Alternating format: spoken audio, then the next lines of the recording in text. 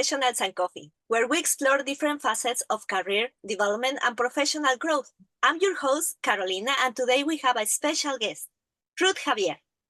Ruth is an experienced career counselor and motivational public speaker with over 5 years of experience working with professional newcomers, post-secondary students, and adult education, providing career coaching, settlement assistance, and facilitating connections to employment and resources to support their career journey. A division speech competition winner and master of ceremonies for numerous events, Ruth brings a personal touch to her speaking engagements, making the audience feel connected and engaged.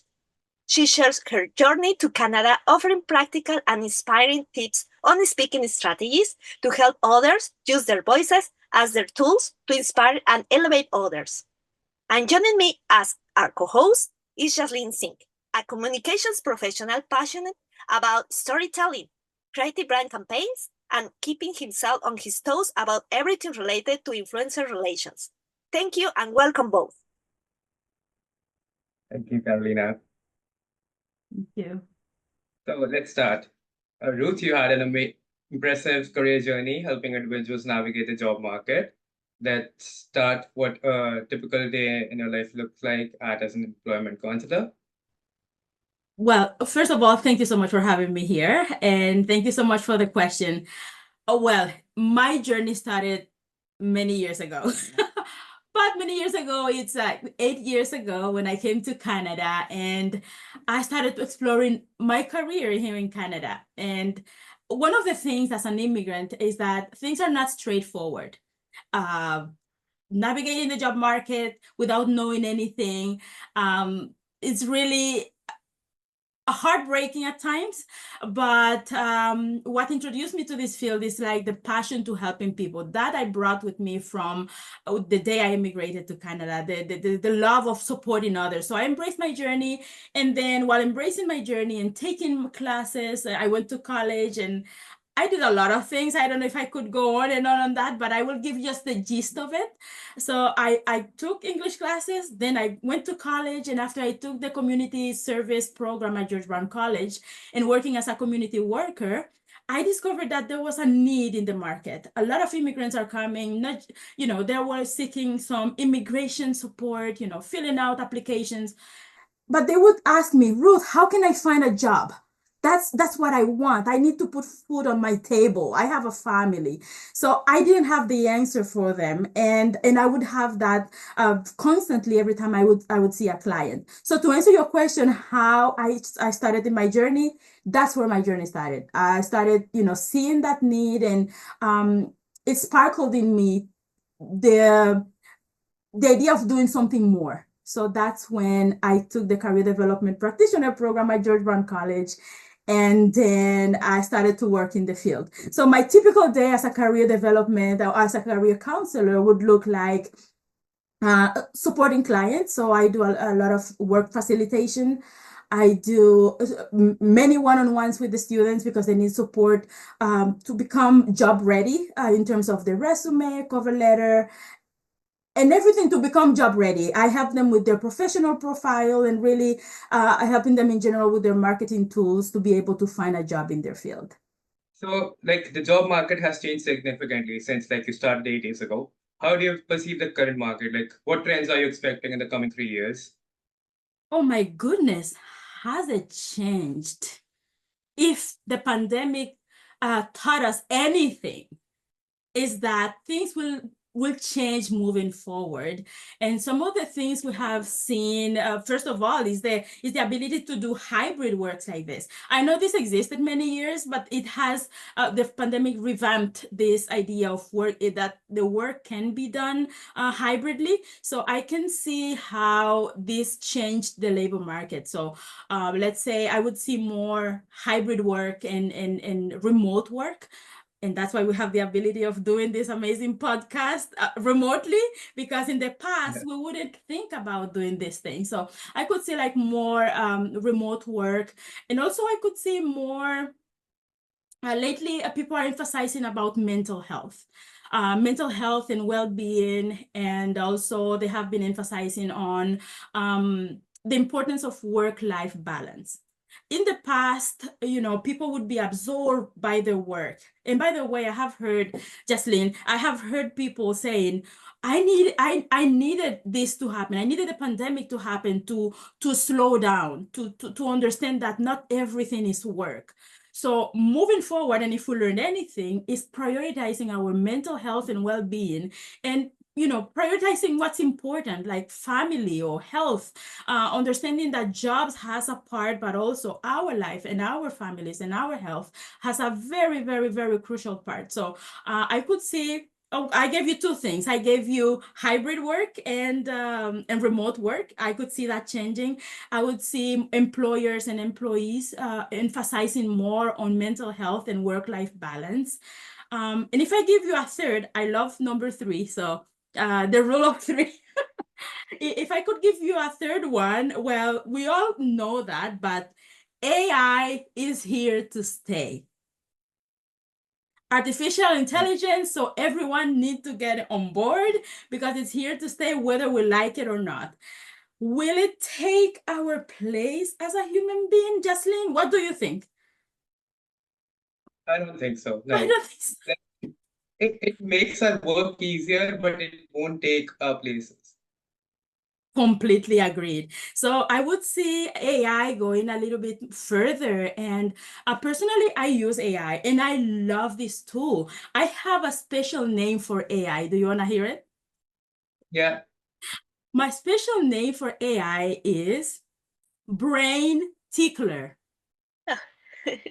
Brain Tickler. The reason why I gave it that name is because every time I go to AI, I have an idea.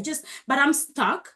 Immediately I go to AI and I say to AI, I'm thinking about this and this.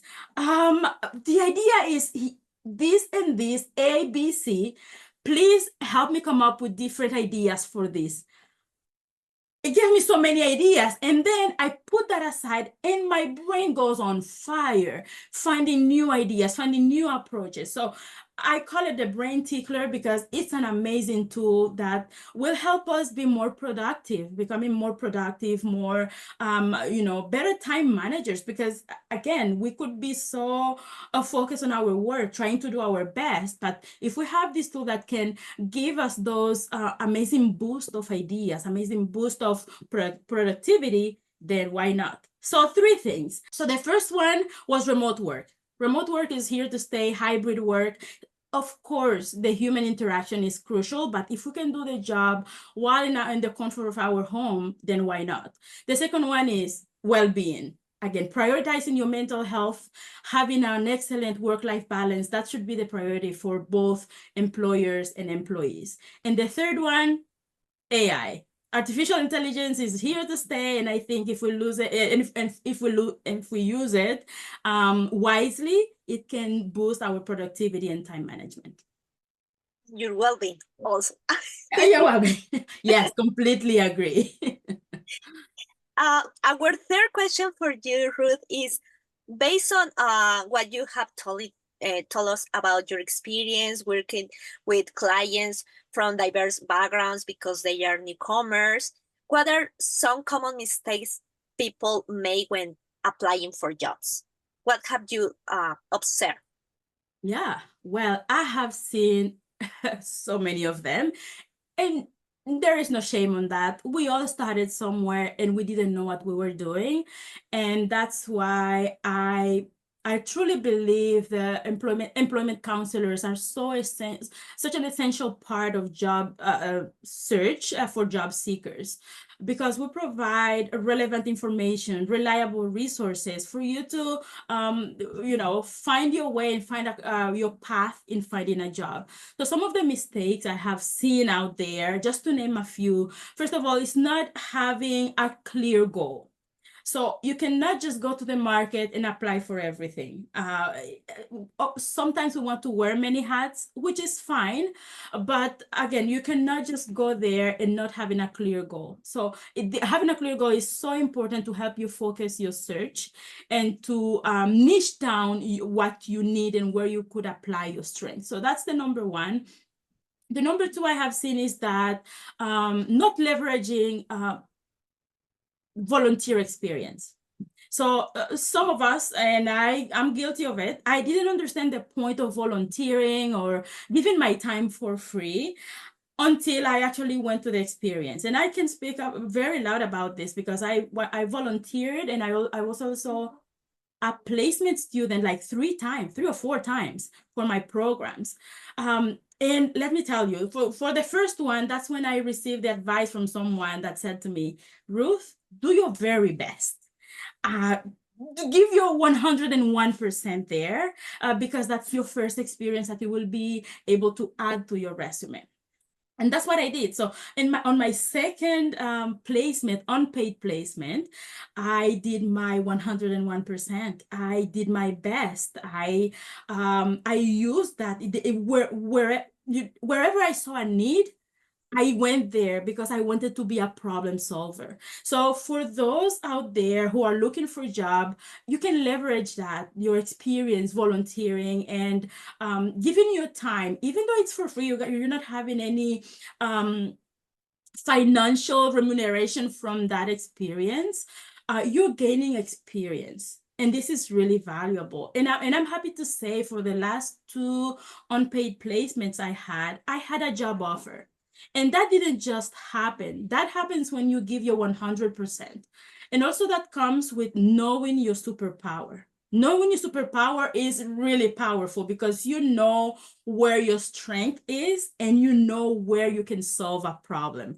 And employers love that. If you own that superpower, if your superpower is technical skills or maybe analyzing data, maybe public speaking skills, whatever it is, know that power and look for the need and apply that strength there. I think that's where you can evolve and grow in whatever industry you're in.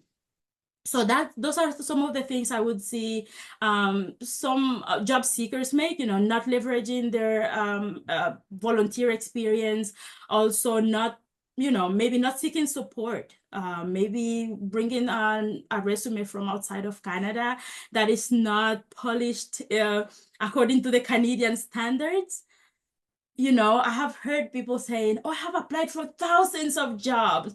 And I'm like, oh my goodness, how? And they show me the proof. I have applied for thousands of jobs. And then immediately I say, okay, let's have a little chat. I love giving a little bit of my time. So after I leave my computer at 5 p.m., I dedicate sometimes 1-2 hours to, to hear those stories, to see how I could support. And indeed, they have applied for thousands of jobs. But when I look at the resume, I would tell them, I would be honest with them. Look, this resume is not ready for job search. You need to change this. You need to add more details, find out a way to, to put more details there based on your past experience. So, you know what, there's more to say, but again, to say that, yes, we all make mistakes while searching for employment, but there are a lot of resources out there that can support job seekers so they can avoid those mistakes and look for jobs confidently. Thank you. Thanks so Talking much. about to enhance our resumes, what skills or tools do you believe are crucial for success? Like for someone just starting out, do you think it's beneficial to just specialize in one particular area of communications or develop a versatile skill set across multiple disciplines? Okay, so if I understood your question, is that what skills that could go on the resume to facilitate job search? If I could. Yeah, like for someone starting like just from very basic, what skill sets?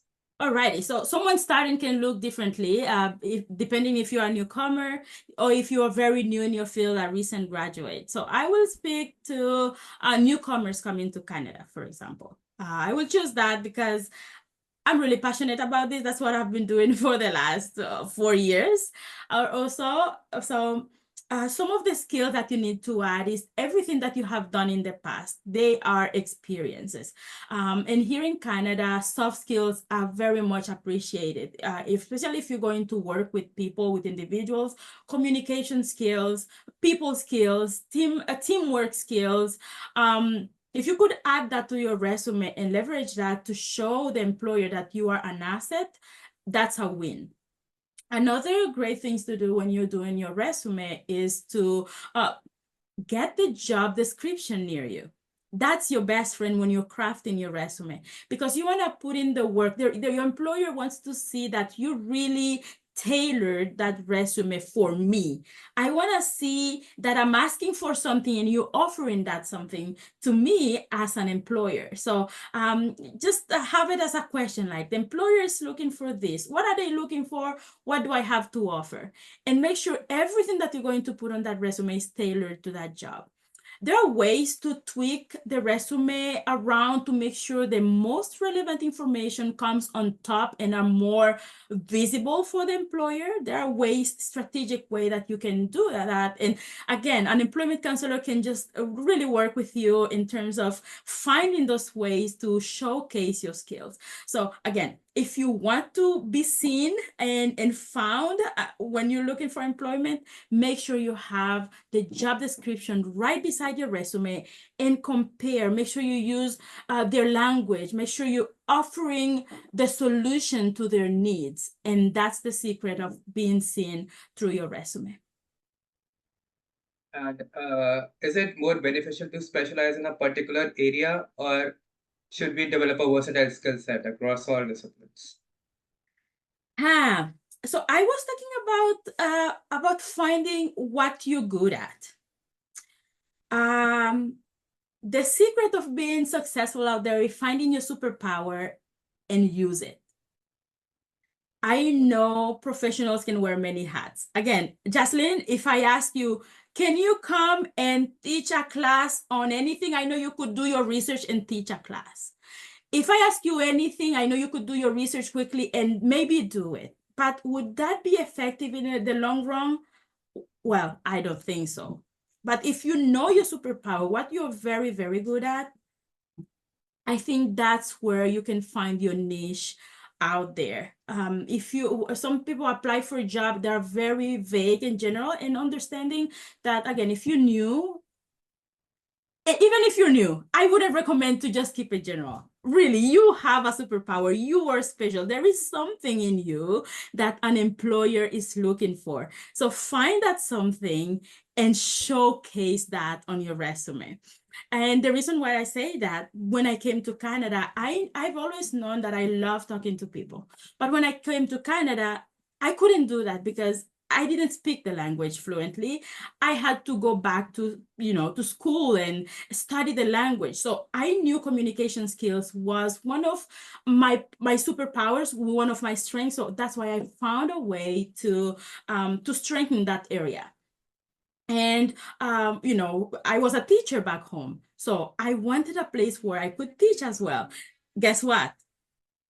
In this career counseling field, you do both. So I love that I can teach, and that makes me happy. That makes me really fulfilled. I would say every time I go for work, I look forward to it because I know I'm using some of my superpowers to work. So to answer your question, Jocelyn, is really, it depends on what area you are. And again, I would say find your unique superpower, what you bring with you as a unique professional, then use that. Find a place. I know there's a place for everyone out there. It's a matter of looking for it, but also knowing who you are and what you bring. All right. Rejection is often part of the job search process, and sometimes candidates don't receive any feedback. What advice do you have for people feeling stuck in this loop, and how can they stay motivated to move forward? That's a really good question, Carolina. And rejections are hard. And they hit us like a rock, especially if you hear it over and over and over again. Look, my heart goes to those who have been applying for hundreds of jobs, not hearing back, or when they hear back, it's like, I'm sorry, I moved with another candidate. This is really hard. And it comes to you like a really hard thing to swallow. And it can affect your mental health. And that's the reality. It's heartbreaking when you're looking for employment. You need that job. all you hear is no, we don't want you for the moment. So yes, rejection is part of the job process. And some of the things that you can do so you don't feel stuck is, number one, I would say, find your support system. That's the first one, the human contact. Finding a friend or a colleague or a partner that can listen to you, and the person that you can share your frustration. I think that will help us to stop internalizing those rejection, because it's not about us most of the time. It could be about our resume, again, could be anything, but again, it's not about who you are. But if you find someone to share those frustrations, that can help you put it out there and get it out of you, and eventually, feel better about yourself in the process. The second one is that if all you've heard about is rejection, like let's say you apply for 10, 20, 50 jobs, find someone who can look at your resume again. If you're getting interviews, that means your resume is working. So let's see what's going on with those interviews. Find a friend who you can practice interviews with, and ask them for feedback. Practice impromptu, impromptu speeches, like how to answer unstructured questions. I recently posted something about the importance of knowing how to speak on your feet. Like, some questions really can take you off guard, and those are the questions that can decide whether you're hired or not. Those random, behavioral questions. Tell me about a time, when immediately you see an employer using those, tell me about a time, or tell me a time when you did something, whatever it is about behavioral question, that's a moment for storytelling. So if your strength is not on storytelling, then this is the time to start polishing those storytelling skills. Dig in, look for your history in your career, and see where you have succeeded in the past. Have those stories prepared. So again, to manage rejection is to stay active and on top of your job search. Notice what is not working. So if you're not receiving any invitation for resumes, for interviews, if you're not receiving any invitation for interviews, then something is wrong with your resume. Just find out what it is, or you're not applying for the right job. If you're receiving invitations for interviews, then resume is working, but you're not receiving the invitation to move forward, then, check what's going on, how you answer some of the interview questions. And again, it's part of the process. Sometimes you go through 3 interviews, they move on with another candidate, but take that as a win, because if you went through the interview, it's because they saw something in you. Competition is hard, but they saw something in you, and you take that as a win. Thank them for interviewing you. Thank you for getting that far. And you know what? Move to the next job. Apply for the next job, because there is something in you, and there is an employer out there waiting for you.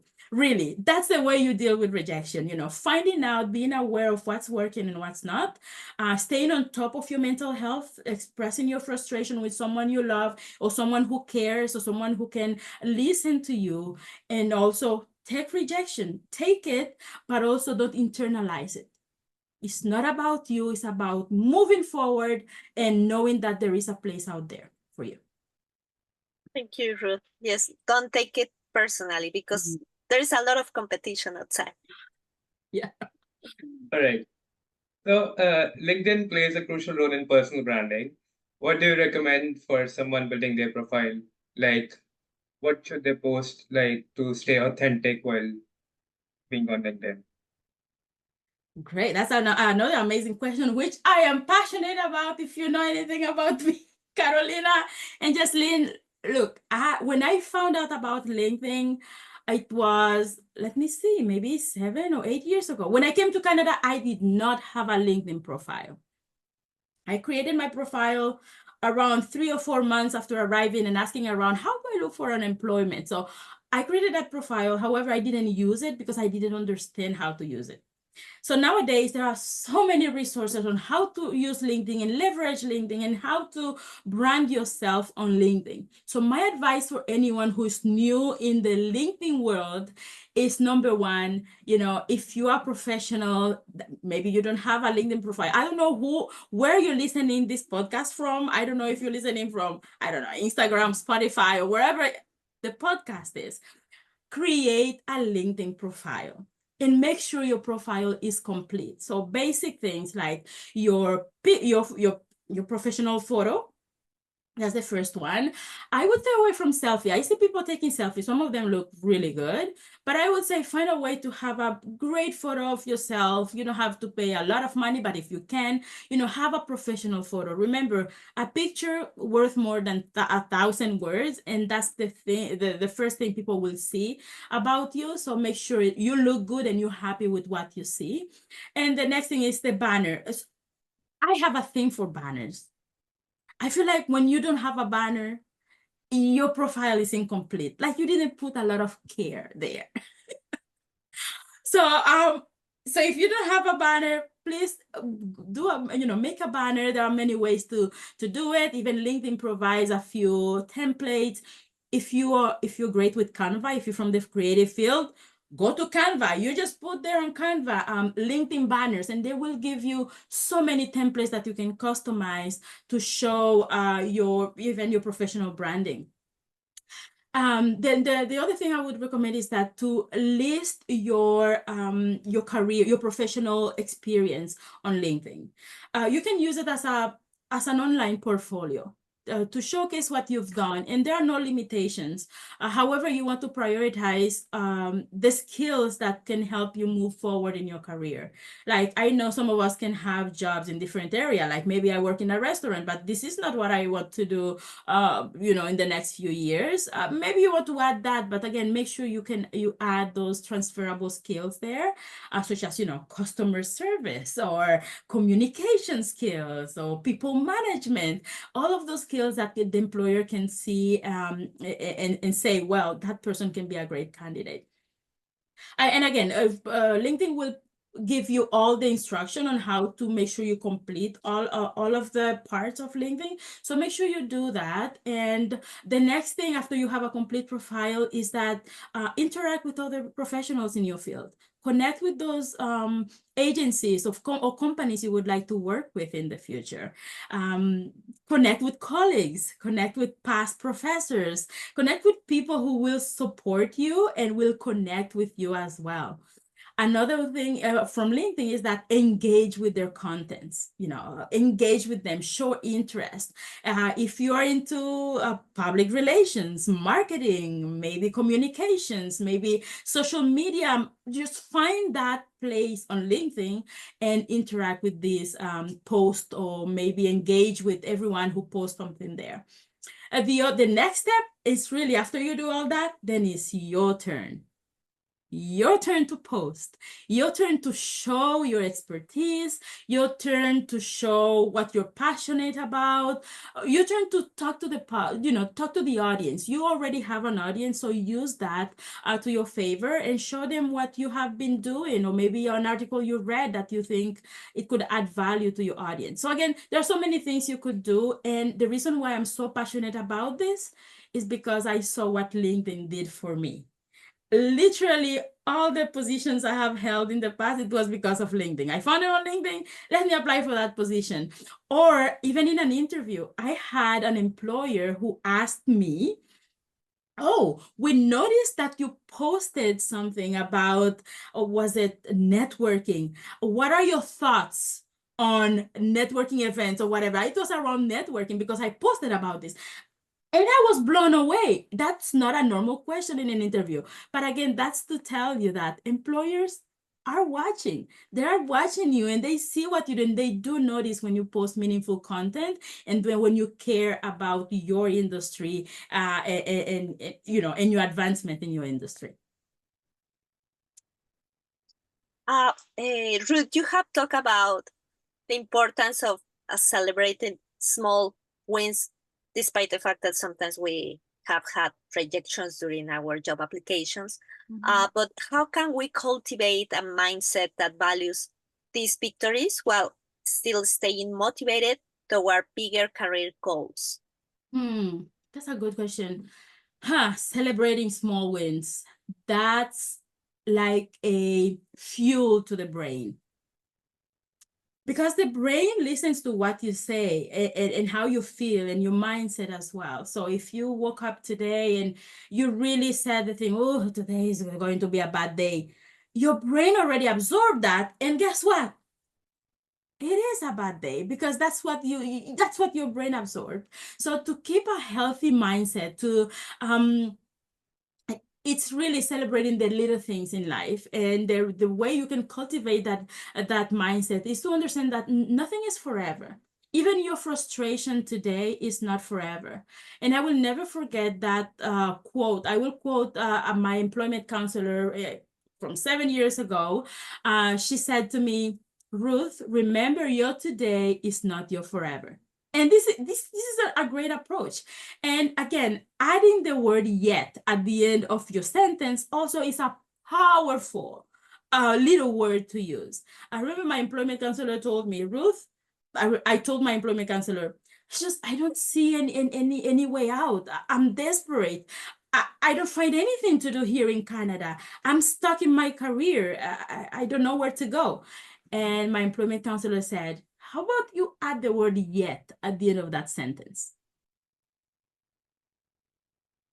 I don't know where to go yet. Yet. I'm not there yet.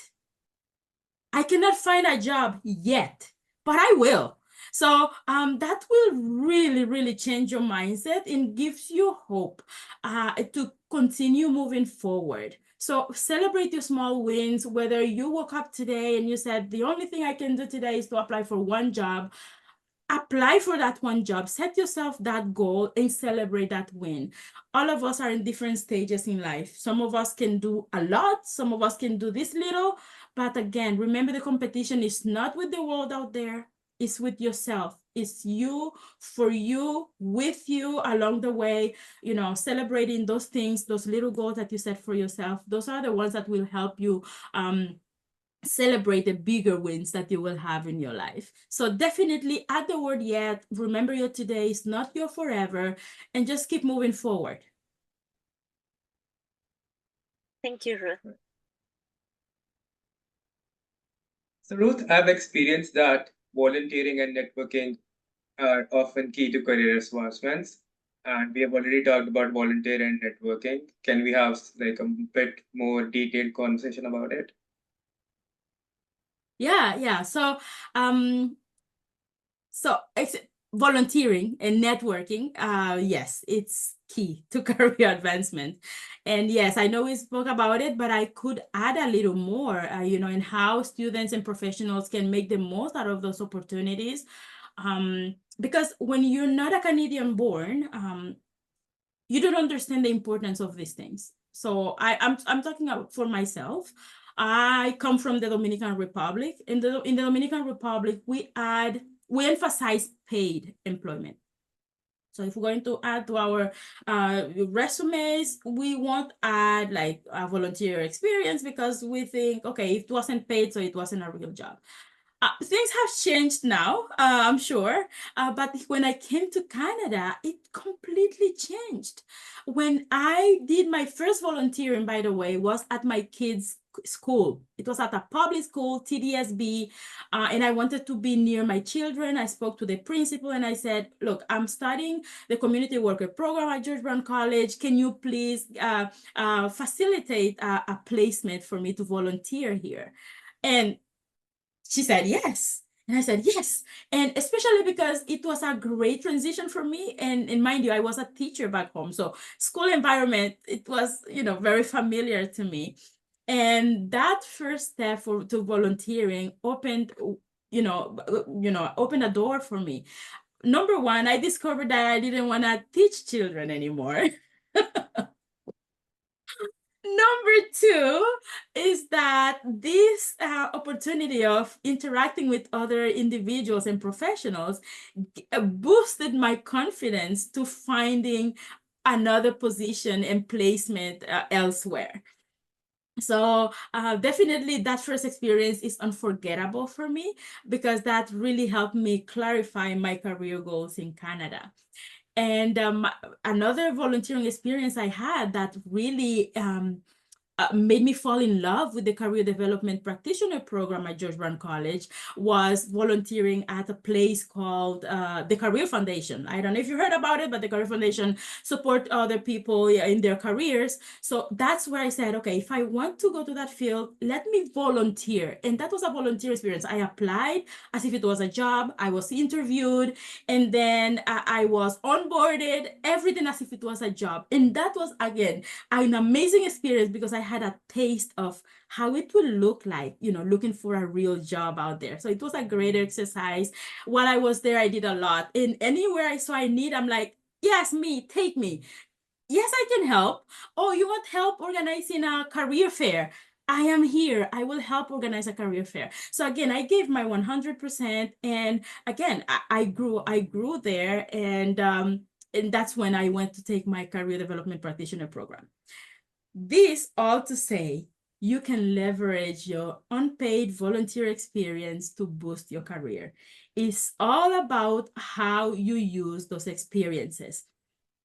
And again, looking for someone who can help you tailor everything you do to transform your tasks into accomplishment statements on your resume. Remember, your resume will tell a story, and that's the beauty of resume. If you work with someone who can help you, you will tell a story on your resume, what you did, what you accomplished while doing what you did. It doesn't matter if it was a volunteer experience or not. You are putting it there, and employers can see it. So to boost your career, really find those opportunities to network, connect with others, and, offer your strength, offer other employers a way to support them, to show them your strength, and to gain that experience here in Canada.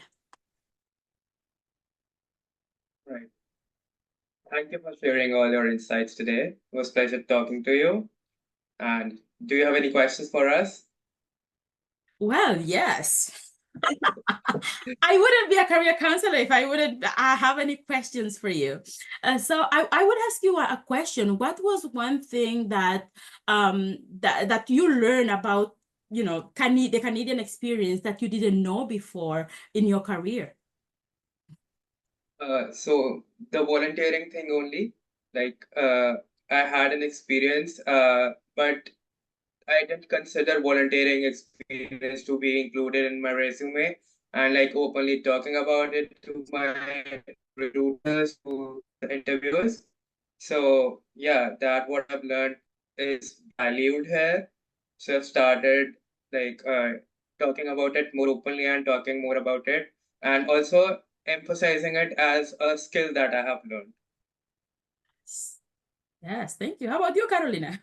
Well, for me, I agree with Jocelyn. For me, the culture of networking in Mexico didn't exist. Or, well, I at least I was not familiar with. I was just used to tailor resumes and cover letters. I remember when I was here, oh yeah, I sent plenty of resumes and cover letters, and yes, it's good, but then at the same time I realized, okay, I think I'm wasting my time. I think I need to networking, right? And yes, and the Canadian culture is different. So for instance, in comparison with Mexico, in Mexico we don't have the culture of volunteering, because obviously we have different economies. The situation of our countries are different. There is more important to the money to survive than volunteering. But while here, I noticed that some employers value a lot of volunteering experience when they see on your resume. They can give you like a different picture to the employer about how you are as a person, and not only about that you are interested about financially or doing something simple. I think that like an individual, like a human being. So yes. Yeah, completely agree. See, we're not even from the same countries, and we have those similarities. Yeah. Yeah, fantastic. No, I don't have any other questions, but I'm really happy to see how we all transitions to our career in Canada by learning new things, and that's the secret. We need to be open to learning new things. We need to be open to explore as well.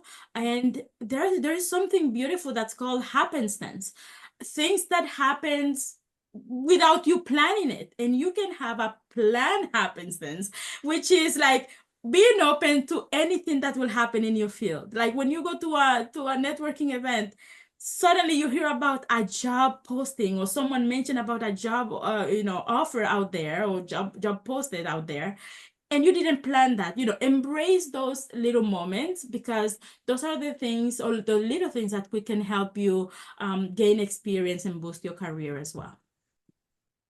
Yeah, well, thank you so much, Ruth and Jocelyn. Any social media networks that you would like to share with us? Where can we find you? Oh, yes, of course. I am on LinkedIn. You can find me there as Ruth Javier the Friesen. And maybe you can see it in the caption somewhere. Yes. You can also find me on Instagram at ruth.javierf. That's how I am on Instagram, and also on Facebook. I think I am there, Ruth Javier speaking. So you can find me there. Feel free to connect with me and engage with my post. I post a lot about my experience, and also tips to grow professionally here in Canada, how to improve your communication skills as a newcomer to Canada. So I'm happy to engage with you on my social media. Thank you so much, Ruth. And what about you, Jocelyn? Where can we find you? You can find me on LinkedIn, and like it should be mentioned here as well on the captions, and on Instagram as well. My username is Jasleen5INGH, so it's Jasleen Singh. So yeah. Okay, thank you both, Ruth and Jocelyn. We truly appreciate all the valuable insights you have shared with us, Ruth, and thank you so much, Jocelyn, for co-host this coffee chat. You did an excellent job. And to our listeners, thank you for tuning in. Don't forget to subscribe for more career-focused conversation, and we will see you next time on Professionals and Coffee. You can find the LinkedIn pages of Ruth and Jocelyn, as well as their Instagram, and myself, in the caption below this video. If you wish to join us as a member, please visit professionalsandcoffee.com. And thank you, and bye-bye for now. Bye. Bye. Thank you.